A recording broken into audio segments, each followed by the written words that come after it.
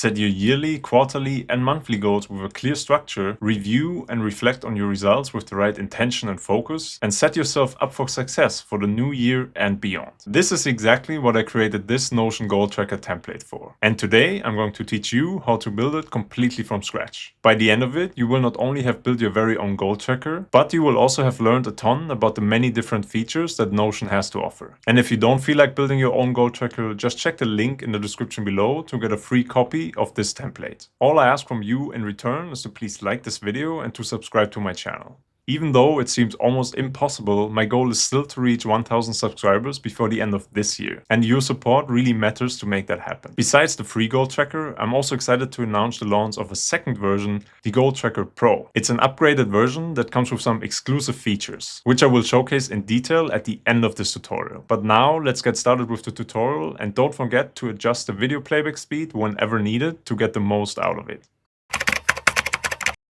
Alright, as always, we are starting completely from scratch with a new page, which I'm gonna call Goal Tracker. And then I'm gonna add an icon to it, for which I am going to choose the target icon. Alright, then we jump into the page. I type /call to create a callout, which I'm always using. Then I put 2 hashtags and I write content. This is where I'm gonna put in my database. Then I'm jumping to the next line and I type /data. And I select database full page, which will open up a new database page, which I'm gonna give the title goals database. And for my databases that are the foundation of my templates, I like to use this stack disk database icon. And the first thing we're going to do here is rename the table view by making a right click. I'm gonna call this all, and I'm also giving this the database icon. This is the view where I'm gonna set up all the properties. The next thing that I'm going to do is rename the name property to goal. Then I'm going to click on new page to create one sample goal that we can work with. To create the next property, I click on the plus symbol and I find the select property by typing select into the import field. I click on it, then I rename this one to category. And here in the menu, we can create different goal categories. So for our case, in this example, I'm going to call this personal. Then I'm going to create a second one called business and a third one called travel. You can organize these as you want, and you can also assign colors as you want. Once that is done, I'm jumping back out. I click on the plus symbol again. Again, I'm finding another select property. This one I'm going to call year. And here I add 2 options to start with. One is going to be 2025 and one 2026. I'm gonna give them both the light gray color, and then we can go back out. For the next property, I'm going to teach you a small trick. We click on the plus symbol and we find a normal text property. I'm going to call it time frame, and then you just go back into the menu. Here in this one, I want to add options for choosing whether this goal is for the year, the quarter, or the month. So we have a whole bunch of options ranging from the year, quarter 1, 2, 3, and 4, and then all the 12 months. But setting these up is a little bit cumbersome. So instead, what you can do is, I already prepared this here. I can just copy a text that looks like this. That is basically just all the options that I want to use, separated by a comma and nothing else. I just paste it into this sample goal, and then I click on edit property, and then I change the type to a select property. And now you can see all our options immediately appear, and I don't have to click them and add them one by one. The only thing that I'm going to do here is change the color to light gray for all of them. Okay, and then we can jump back into the database. Next up, we're going to create a checkbox property. So I click on the plus, I type in check and choose checkbox. This one I'm going to call reviewed. And then we can just duplicate this property by making a right click, and the next one we are going to call achieved. Next, I'm going to create a button property. So I click on it, I type in button, press enter. I'm going to call this one reviewed button. And then I click on edit automation. Up here in the button automation pop-up menu, I can change the label of the button, for which I'm going to add a small magnifying glass emoji. And then we can add our action. The action for this one is simply going to be to edit the property, reviewed, and to mark it as checked. Then I can click save. And now whenever we click this button, you can see that the reviewed checkbox will be marked as checked. For the last property that we need here, I'm going to make a right click on the reviewed button. I'm going to duplicate it. And this one I'm going to call achieved button. Then I click on edit automation again. First thing again up here, I'm going to change the label. I'm going to set it to achieved with a trophy emoji. And then I change this one action to actually be linked to the achieved checkbox. And again, set it to checked and save. So now when we click on the achieved button, it will set the achieved checkbox to checked. And now we have already created all the properties we need. And the only thing that I'm going to change now is the layout a little bit by giving everything a little more space. But something like the year, I know it's never going to need more width than this. And I'm going to teach you another small trick. By pressing the Alt key or the Option key, whether you're on Mac or on Windows, you can easily make columns smaller than the default setting allows you to. Because then you can just drag it all the way as far as you want. The next thing we're going to set up is sub-items because I want to use parent goals and sub-goals for the different time frames. For this, we go into the three-dot menu of the database. We click on Customize Goals Database and on Add for Sub-items.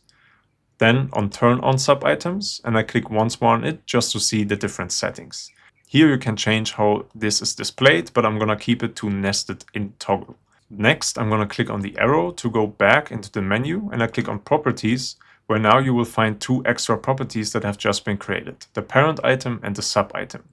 I want to show them, so I click on the eye, and then I can just go back into our database where we are going to rename those. I click on the property, and this one I'm going to call parent goal, and the sub item property I'm going to call sub goal. Next up, I'm going to set a sort for this view by clicking on the double arrow icon. And here I click on time frame, and the ascending option that is already preset is exactly what I want. And then I can close this menu again by clicking on the button again. The last thing that I want to add to this view is a separation by different groups, or in our case, categories. For this, I click on the three-dot menu, then on group, and here I select category. And now you can see our view shows that it will only be separated into the different categories, for which I can choose personal, business, and travel, as these are the ones that I have created, but there's also an option for no categories. I'm going to set the sort to manual, so I can define in what order this is to be shown, and I also want to hide empty groups. I'm going to leave this on because that's the setting that we anyway want to use. So right now, the only visible group will be the personal group, because that one has the sample goal, while the business and the travel ones are still empty. The next view that I'm going to set up is the one that we will be mainly using to interact with this database. To create this list view, I'm simply going to make a right click on the all view, and I'm going to click duplicate. Then I'm going to rename this one to 2025, and I'm going to give it the icon of a list that shows parent and sub goals. Then I click on layout, and I change the view to be a list view. And now you can see that we have already our grouping copied and duplicated from the all view, so I don't have to set it up again. Then we go back into the three-dot menu to check the properties, because here I want to enable a few more. In our case, I want to add the time frame, I want to add the achieved and the reviewed checkboxes, as well as the buttons. And the only ones that I'm not using in this one is category, parent goal, sub goal, and year. I'm going to rearrange them up here a little bit by moving the time frame to the top, the achieved button in front of the achieved checkbox, the reviewed one on top of this, and the reviewed button as well. So now you can see we have our sample goal, we see the time frame on its left side, and on the right we have the reviewed button and the checkbox. We're also going to add a filter to this view since we have already named it 2025. So I'm going to click on this filter icon. I click on year, and here I make sure that the year is set to 2025. So this list view will only show us goals that are marked with the year 2025, so that we can create separate views for separate years. And I can close the filter menu by clicking on the icon once more. The last thing to set up in this goals database is our goal review template. To do so, I'm going to click on the blue button up here in the top right corner, which opens up the database template menu. Here I click on new template and it's opening a new template up right in front of us as a page. I'm going to call this one new goal. And now what you can see in front of us is a page with all the different properties. So I'm also going to show you how we can edit this a little bit. I'm going to open it as a full page and we can click up here on the customize layout button, which you can also find in the 3-dot menu of this page here. I'm going to click on it. And this is a fairly new feature of Notion that allows us to rearrange how properties are displayed on all the pages of our database. And because I don't want the property group to take up so much space on the page, which I'm not going to use, I can just drag it into the sidebar. And then this will only be shown by clicking an extra button. But there are several properties that I would actually like to see on the page at the first glance. And these ones I'm going to add to the pinned properties. For this, I can click on the heading section here, and I'm going to mark the category, the time frame, the reviewed, and the achieved checkbox as pinned properties. So now you can see these 4 will always show up at the top of the page in this compact view. At this point, you can only pin up to 4 different properties at a time. And the other ones we can just keep over here in the property group because we anyway don't need them. And now that we're here in the menu already, I'm also going to show you that you can change some other page settings by clicking on the button up here. And we're going to change comments to minimal. And I'm also going to turn off page discussions, which is just going to make things a little less messy. You can see this section has now disappeared here. And then I can just click on apply to all pages, which is going to apply this new layout to all the pages in our database. As we could see before, now we have our pinned properties up here. And if you want to see more, you can click on view details by clicking on the 3 dots up here, or by clicking on the view details button in the top bar. And this will open up a sidebar where you see the rest of the properties. So if you ever miss some properties, this is where you will probably find them. And it's a super nice way to keep a page clean and more organized. And now we can create our goal review template, for which I'm just going to copy and paste what I've created for the template already. You can see I have created 3 different sections. One is called details, one is called review, one is called insights. And I've added several questions that I want to ask myself when setting my goals up here in the details, which is, why is this goal important to me? How will I achieve it? And what specific actions do I need to take to do so? Because I want to make sure that the goal that I'm actually setting is something that I've put some thought in. And then later on, when the time frame of this specific goal has passed, I can go down here into the review section and answer some questions as well. Like, what is the actual result and how does it compare to our goal? And then I can reflect on what worked well, what didn't work well, and what do I need to adjust moving forward to avoid the same mistakes or maybe to keep the same progress going. But of course, this template is completely up to you. You can use the template and the question framework that I've set up, but you can also completely keep it empty if you don't want to use this functionality at all, or you add your own sections, your own questions. Maybe you want to write a little bit more, or you want to put in some other data points. That's completely up to you. And once you're done, we can just go back into the goals database and you will find the new goal template as said, where we have created here in the database template menu. And now one thing that I'm going to do here is clicking on the 3-dot button, and then I'm going to set this template to be our new default, for which you are now then prompted to choose, is this for all views or only the 2025 view? I'm going to choose for all views because I want to apply this new goal template to every new goal that I create. I can just create a new goal here, and when I open it, you can see that our template has already applied, so I don't have to click another button or do anything else with it. Everything is ready to go. Now we have set up everything we need in this goals database. There's just one more thing that I want to show you. I'm going to move the list view all the way to the left. That's just a preference that I have. And now when we open up the year goal that we have already created, you can see we can create new sub items. So this is how we can create easily our quarter goals. And likewise, you can also just open the quarter, and here we can create our monthly goals. And this is the structure that we can use moving forward to create all our goals, which helps us to make sure that our goal setting actually makes sense. And now I'm just going to fill this up with some more sample data so that it looks a little bit more filled for the rest of the tutorial.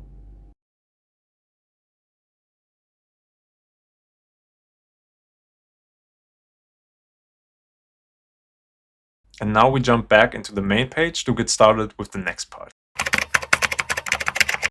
For this, I'm simply going to create another database by typing in data and selecting full page. This database I'm going to call time progress widget, and it gets the hourglass icon, which you can find here. And again, as always, I rename my table view to all and give it the database icon. Then I'm going to rename the name property to period, and I'm going to add 3 new pages to it. One I'm going to call year, one I'm going to call quarter, and one I'm going to call month.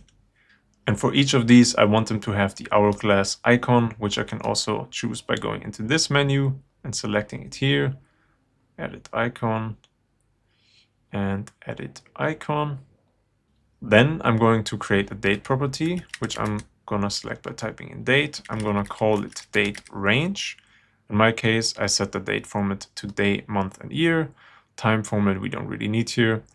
And for the first one, as we are still in 2024, as of recording this video, we start at the beginning of January, and then I click on end date, and I set this one to 31st of December.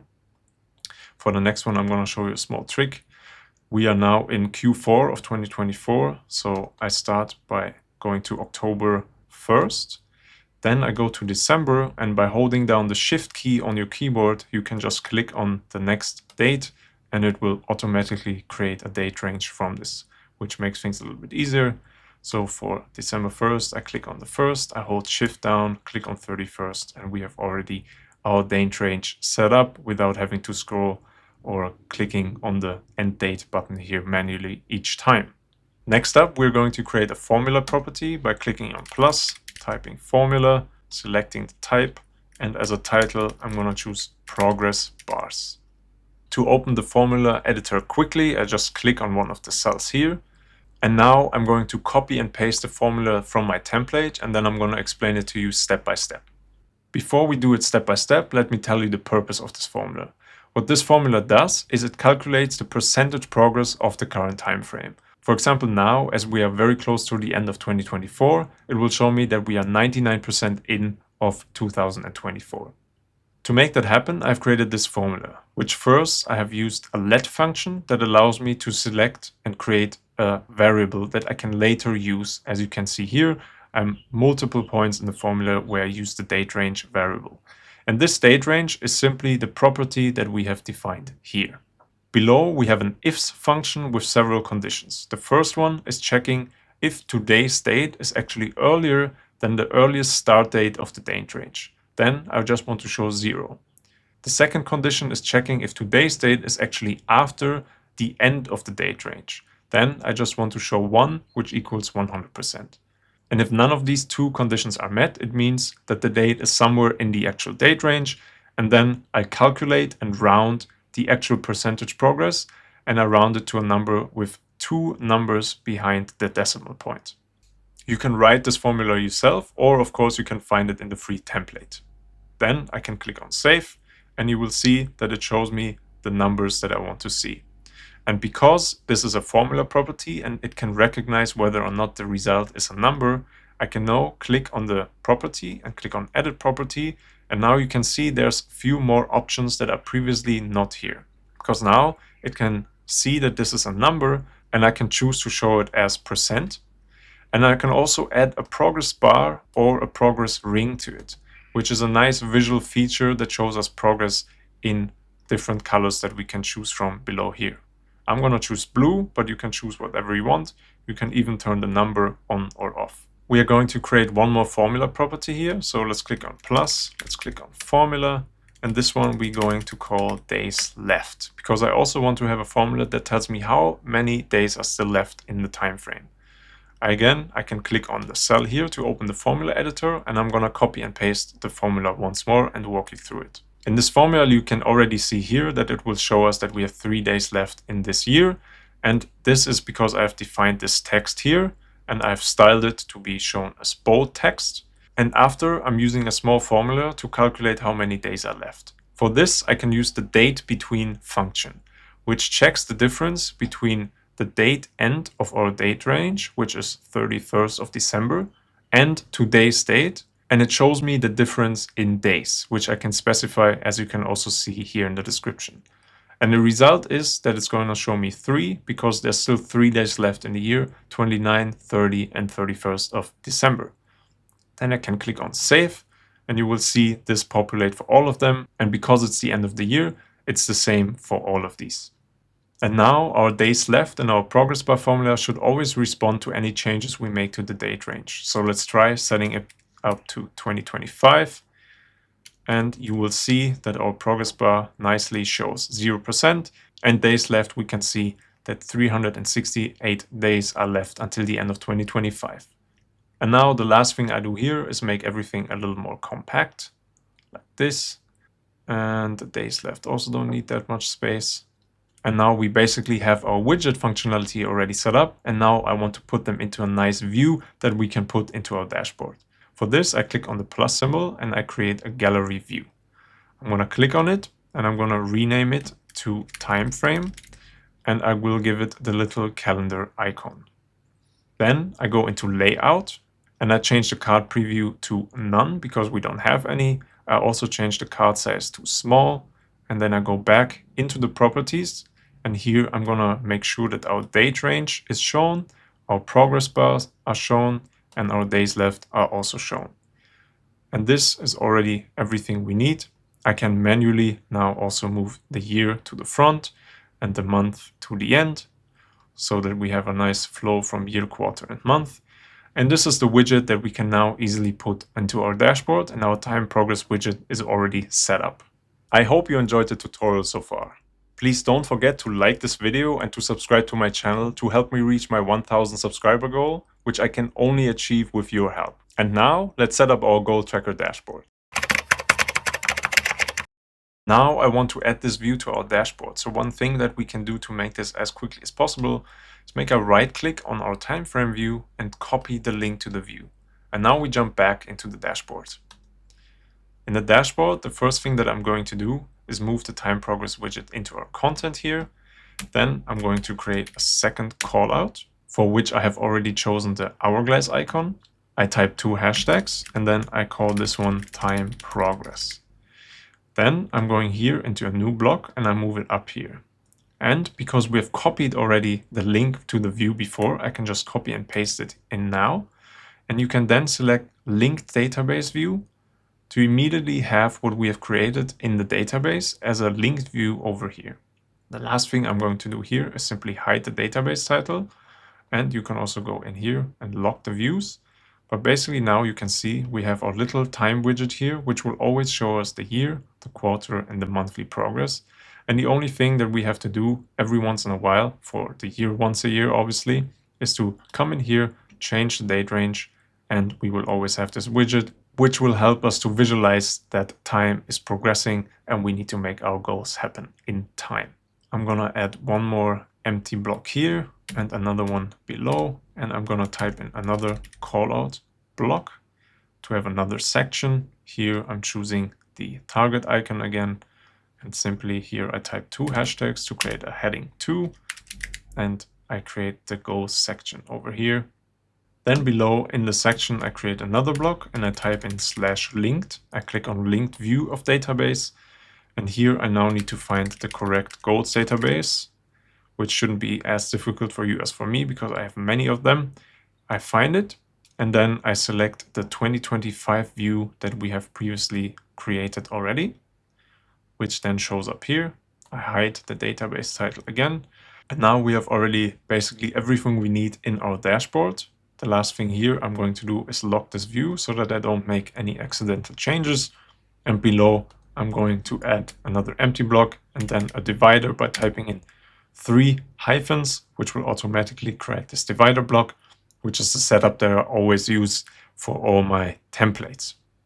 And now I'm going to show you one more time how to use and set up your goals with this goal tracker and how to use the goal review template. So from now on, all you have to do is just use this dashboard. You don't need to go into the databases anymore. And now here in the goals section, I can simply go in and let's say I want to create a new year goal for my personal life.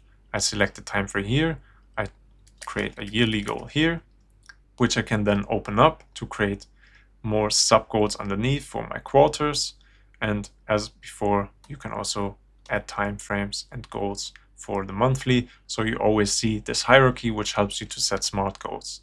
At the end of each time frame, it's important to actually also review your goal, which you can always do by simply opening the page, which will open up the template with your predefined questions so that you can leave notes that you can also reflect on later and make sure that you have learnings and insights from your goals and how you progress with them.